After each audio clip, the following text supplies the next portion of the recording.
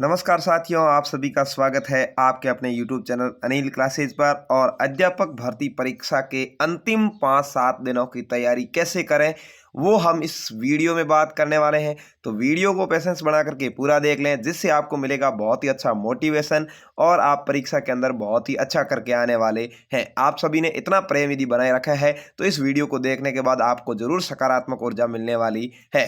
तो वीडियो को पूरा जरूर देख लीजिएगा। वीडियो हम शुरू करने जा रहे हैं, तो इससे पहले चैनल पर पहली बार आए हैं, चैनल को सब्सक्राइब करके बेल आइकन जरूर दबा दें। और आप हमारा टेलीग्राम ग्रुप ज्वाइन करना चाहते हैं तो अनिल क्लासेज के नाम से सर्च कर सकते हैं, जहां पर आप इस टेलीग्राम ग्रुप को ज्वाइन कर पाएंगे। तो चलिए बात कर लेते हैं अध्यापक भर्ती परीक्षा के अंतिम 5-7 दिनों की तैयारी कैसे करनी है। तो अध्यापक भर्ती परीक्षा में अब आपके पास मात्र 5 से 7 दिन शेष रह गए, यानी 25 से एग्जाम शुरू होने वाला है। 1 तक चलेगा, तो कईयों के पास 10 दिन भी है, लेकिन कईयों के पास 5 दिन ही है। ये समय धैर्य और संयम बनाए रखने का है, इसलिए इस समय आप ये आकलन करने का बिल्कुल भी प्रयास नहीं करें कि इस संघर्ष की कड़ी में आप कहाँ पर हैं। यानी आपको यहाँ पर एक दूसरे से आपस में तुलना नहीं करनी है और न ही कोई मॉडल प्रश्न पत्र हल करना है, क्योंकि यहाँ पर यदि आप मॉडल प्रश्न पत्र हल करते हैं तो आपके यदि नंबर कम आ गए तो आपका कॉन्फिडेंस है वो डाउन हो सकता है। इसलिए आपको बिल्कुल भी मॉडल प्रश्न पत्र हल नहीं करने हैं और जो आपने अध्ययन किया है उसको थोड़ा बहुत रिवीजन करना है।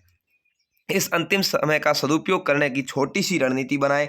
अब 19 से 22 फरवरी यानी आज से लेकर के 4 दिनों तक के रिवीजन का एक छोटा सा शेड्यूल बनाएं। प्रत्येक विषय से कठिन बिंदुओं का चयन करके 4 दिन के रिवीजन का एक शेड्यूल बनाएं।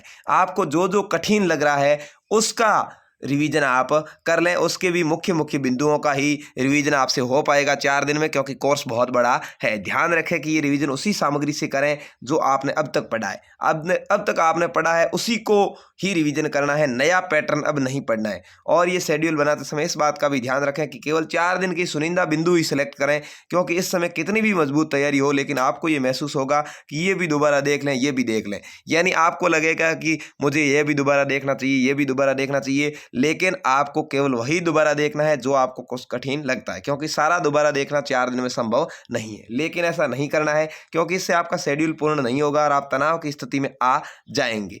इन 4 दिन में आप रिवीजन करो तो उसमें केवल उन बिंदुओं को पढ़ने का ही काम करें और इस और ज़्यादा दिमाग नहीं लगाएं कि ये याद नहीं हो रहा है। यानी याद करने की कोशिश अब नहीं करनी, अब तो केवल दोबारा देखना है। जैसे ही आपके सामने ऑप्शन आएगा तो आप उसको आराम से सही कर देंगे, क्योंकि ज्ञान अनंत है। ना ही सबको सभी को आता है और ना ही सबको परीक्षा में आता है और ना ही आपको 100% अंक लाने। यानी ज्ञान इतना भरा हुआ है कि उसमें से 100% आपको याद भी नहीं होगा और 100% परीक्षा में भी नहीं आएगा और 100% अपने को लाना भी नहीं है, क्योंकि मेरिट भी है वो पेपर के अनुसार 70% के आसपास रहेगी, 60 से 70।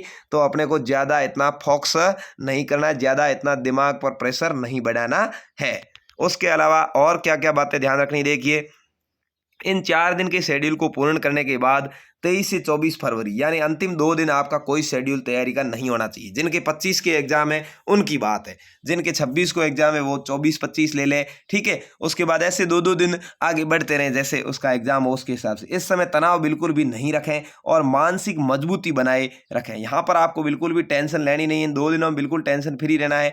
थोड़ा बहुत कुछ देखना है तो ऊपरी ऊपरी नज़र से देख सकते हैं, बाकी आपको परीक्षा सेंटर की तरफ बढ़ने की कोशिश करनी है। यानी आपका जहाँ पर परीक्षा सेंटर 11 शहरों में ही बनाया गया है, तो आपका परीक्षा सेंटर दूर ही होगा, तो इसलिए वहां पर चले जाना है, क्योंकि मानसिक मजबूती सफलता का मेन आधार है। कई कहते हैं कि पेपर सेट नहीं हुआ, तो ये पेपर सेट वाली ही बात है भाई। पेपर सेट नहीं होता है तो आपने कितना क्या पढ़ा है वो कोई मैटर नहीं करता। इसलिए पेपर सेट तभी होगा जब आप अपनी दिमागी मानसिक मजबूती बनाए रखेंगे।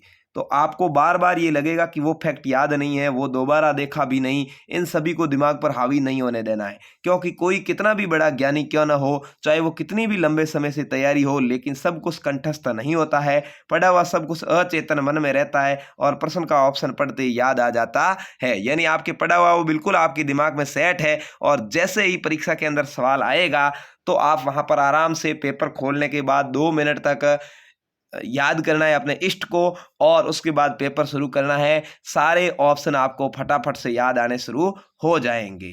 इस समय अफवाहों का बाजार भी गर्म रहेगा। कोई कहेगा पेपर आ गया है, कोई कहेगा पेपर आने वाला है, कोई कुछ भी कहेगा, लेकिन आपको उसके ऊपर बिल्कुल भी विश्वास नहीं करना है। सोशल मीडिया का प्रचलन ज़्यादा होने के कारण ये अफवाहें लगभग झूठी होती है।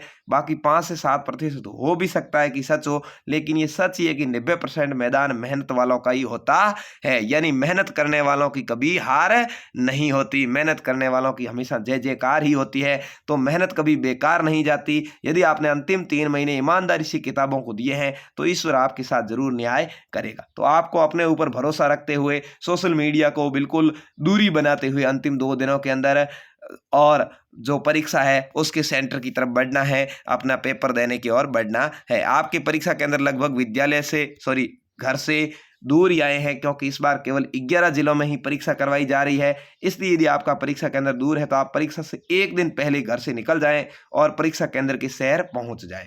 आपका परीक्षा सेंटर दूर है तो वहां पर आपको 1 दिन पहले ही पहुंच जाना है। यानी कल सुबह आपका एग्जाम है तो आज शाम को ही आप वहां पहुंच जाओ, ऐसी स्थिति में आपको वहां पर पहुंचना है। परीक्षा वाले दिन जाने की रिस्क बिल्कुल भी नहीं लेनी है। और कुछ अभ्यर्थी ये प्लान भी बनाते हैं कि 4-5 अभ्यर्थी मिलकर गाड़ी करके सुबह 3 बजे या 4 बजे रवाना हो जाएंगे, तो ऐसा बिल्कुल भी नहीं करना है, क्योंकि गाड़ी का कोई भरोसा नहीं है। गाड़ी का टायर भी पंचर हो जाए तो आप टाइम पर वहां नहीं पहुंच पाएंगे और आपकी जो 2-3 साल की मेहनत है वो खराब हो जाएगी। इसलिए आप भले ही गाड़ी लेके जा रहे हैं तो भी पहले दिन शाम को वहां जाकर के रुकें।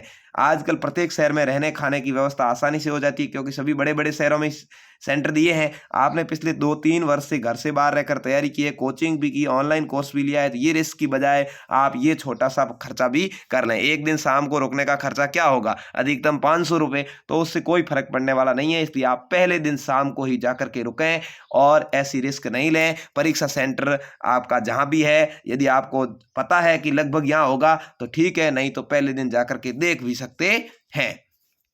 अब आगे है कि कितने प्रश्न सही होंगे, कितने नंबर आने पर सिलेक्शन हो जाएगा, इतने नंबर तो आने ही चाहिए, ये सब घर से तय करके नहीं चलें, क्योंकि ये सब कुछ प्रश्न पत्र पर निर्भर करता है। आपका पेपर कैसा आएगा उस पर डिपेंड करता है कि आपको 150 में से कितने सवाल करने पर सेलेक्ट होंगे, कितने सवाल सही करने हैं, टोटल कितने अटेंड करें तो ठीक रहेगा, नेगेटिव मार्किंग भी है। इन सभी बातों को ध्यान में रखते हुए आपको पेपर को अटेंड करना है। पेपर देखते ही आपको पता चल जाएगा पेपर का लेवल कैसा है। यदि आपने ईमानदारी से तैयारी की है तो आपको पेपर का लेवल पेपर देखते ही पता चल जाएगा कि पेपर हार्ड है तो आप उस हिसाब से आगे बढ़ें, और पेपर सरल है तो थोड़े से ज़्यादा सवालों को अटेंड करने पर फोकस करें। बिल्कुल 150 में से 150 पूरे सवाल करने की कोशिश कतई नहीं करें, क्योंकि कोई भी ऐसा बंदा नहीं है जो 150 में से 150 सही कर सकता हो। अधिकतम कितना ही सरल पेपर हो, आप 135-40 से पार नहीं जा पाएंगे। तो उस हिसाब से नेगेटिव मार्किंग है। आपको बिल्कुल भी जिस सवाल का आता पता नहीं है वहां तुक्का नहीं मारना है। परीक्षा की पहली रात को पर्याप्त नींद लें और सुबह अपने परीक्षा केंद्र पर पहुंच जाएं। परीक्षा की पहली रात को आपको हाथ पांव नहीं मारने हैं पढ़ने के लिए। आप आराम से 9 बजे खाना खा करके मस्ती से सो जाएं और थोड़ा दूसरे दिन जल्दी उठने का प्लान बनाएं। जिसका फर्स्ट पारी में पेपर है तो वो 5 बजे के आसपास उठ जाए और अपना स्नान पानी फ्रेश वगैरह होकर के और परीक्षा सेंटर के लिए निकल लें, क्योंकि 8 बजे तक आपको परीक्षा सेंटर जाना है। आपको पता है 1 घंटे पहले प्रवेश बंद हो जाएगा, मतलब 8:30 बजे तक तो प्रवेश बंद ही हो जाएगा। तो आपका टारगेट होना चाहिए कि हमें परीक्षा सेंटर पर 8 बजे पहुंचना है। तो आप नज़दीक में रुके हुए हैं तो 7 बजे और नहीं तो 6 बजे भी निकल सकते हैं। जब प्रश्न पत्र मिल जाए तो सबसे पहले उस पर लिखे निर्देशों को ध्यान से पढ़ लें। आपको पता है आपने बहुत बार परीक्षा दी है, लेकिन फिर भी हर परीक्षा के निर्देश जरूर पढ़ लेने चाहिए। उसके बाद अपने रोल नंबर और विषय आदि जानकारी OMR शीट में सावधानी से भरें। इसमें बिल्कुल भी जल्दबाजी नहीं करें, क्योंकि यहाँ यदि आपने जल्दबाजी कर दी तो फिर आपका दिमाग उस पेपर में लगेगा ही नहीं और आपका किया कराया खराब हो जाएगा। इसलिए आपको बिल्कुल इसमें सावधानी रखनी, क्योंकि इस समय आपको लगेगा कि अभी समय निकल जाएगा, लेकिन ऐसा कुछ नहीं है। पेपर समय के अनुसार ही बनाए जाते हैं। इसके बाद सर्वप्रथम सरल प्रश्न हल करें और OMR शीट में गोले भरें। आप क्या करना है, आपको पेपर को 3 राउंड में हल करना है। कम से कम 3 राउंड में मैं आपको बता देता हूं हल करना है।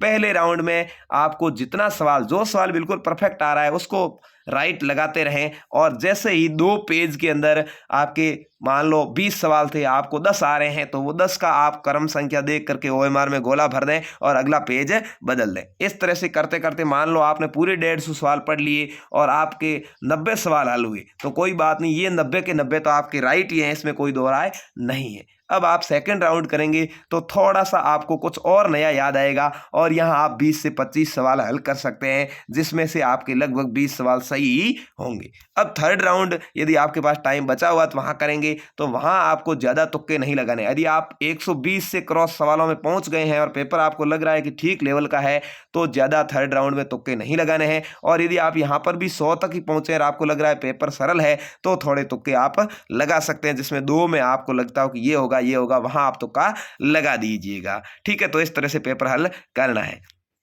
इसके बाद सर्वप्रथम सरल प्रश्न हल करें और ओएमआर शीट में गोले भरें। उसके बाद शेष प्रश्न करें। ओएमआर शीट में गोले सावधानी से भरें, क्योंकि एक बार गलत गोला भरने पर आप किसी भी दशा में नहीं बदल सकते हैं। प्रश्न सरल आने पर उत्साहित और कठिन आने पर हताश नहीं होना है। प्रश्न सरल आता है तो जल्दबाजी में नहीं करें। सरल प्रश्न आपको लग रहा है तो उसके 4 के 4 ऑप्शन पढ़ें, क्योंकि मेरे को पता है, मैंने 2013 का एग्जाम दिया है और सेलेक्ट हुआ था मैं, लेकिन उसमें मेरे को 2.5 साल का वेट भी करना पड़ा था, क्योंकि एक सवाल मैंने अति उत्साह में गलत भर दिया था और ए ऑप्शन ही भर दिया, जबकि उसका ऑप्शन सही सी था।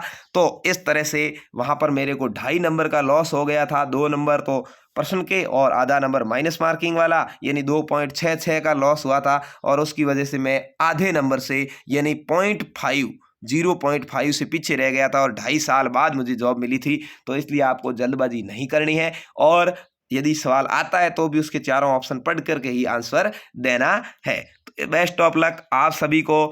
रीट मुख्य परीक्षा 2023 आप सभी अपनी जीवन में सफल हो, आप सभी अध्यापक बने, ऐसी शुभकामनाओं के साथ आपका अपना अनिल क्लासेज। वीडियो अच्छा लगा तो कमेंट करके जरूर बताएं और अपने दोस्तों के साथ शेयर जरूर करें। चैनल पर पहली बार आए, चैनल को जरूर सब्सक्राइब कर लें। आपको अंतिम 5 दिनों में ऐसे ही मोटिवेशनल वीडियो मैं रोजाना आपके लिए लेकर के आता रहूँगा और इसके साथ कोई जानकारी होगी तो उससे संबंधित वीडियो भी आपके लिए लाऊंगा। और रीट का पेपर होने के बाद किस तरह से आपके पेपर का स्तर था, क्या कट ऑफ रहेगी, सारी बातें भी अपन मिल करके करेंगे। तो बेस्ट ऑफ लक, धन्यवाद, जय हिंद, वंदे मातरम। आप सभी सफल हो ऐसी शुभकामनाओं के साथ।